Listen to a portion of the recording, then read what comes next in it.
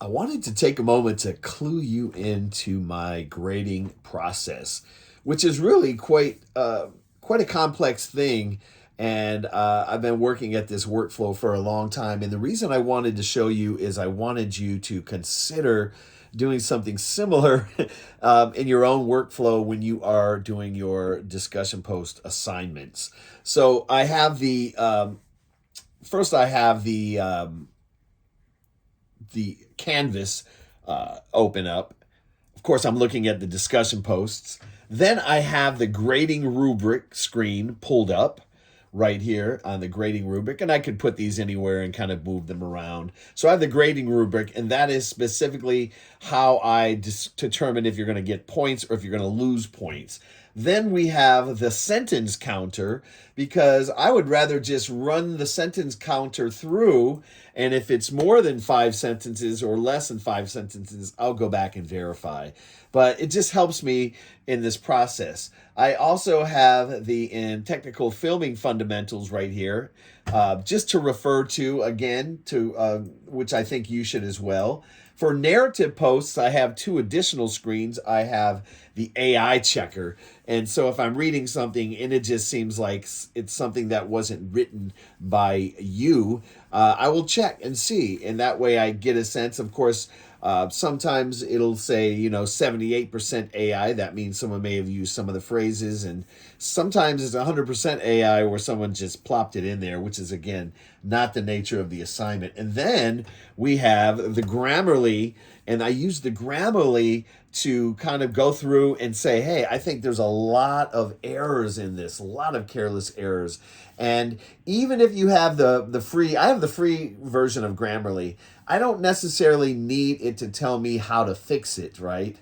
But it will show me where there's some errors. And I know because I have Chrome as my browser and I use Grammarly, the Grammarly application that's running in Chrome, the extension rather, then when I type into things such as Canvas, it is going to show the red underline. It's going to give me a suggestion, and I use that on a daily basis. So when I see students not utilizing these tools, I was like, well, maybe they don't know that they're available on the internet, on the World Wide Web, anything that you can think of. And there's also a separate window that I use when I want to double check my thinking. So for example, sometimes a word is one word rather than two.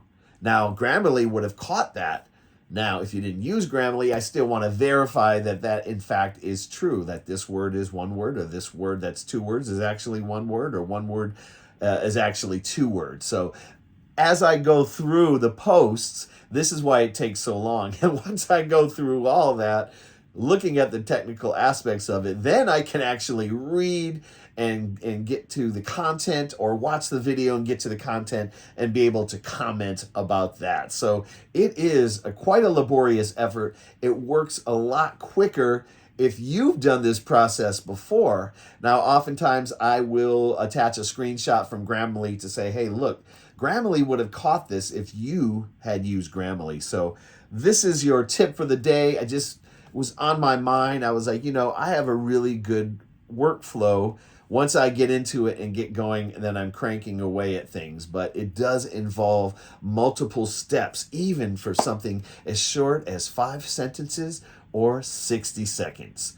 But I wanted again to point out, how do I go about grading? It's not about, oh, this idea is incredible, you get all the points. It's really not about the idea. It's the way in which you communicate the idea. That's where you're getting the points, right? There might be a little, I think one is like maybe 5 points is topic knowledge out of 15. So only 5 out of 15 do you have to demonstrate you even know the subject matter you're talking about. Hopefully this helps. I'll see you. I'll see you online.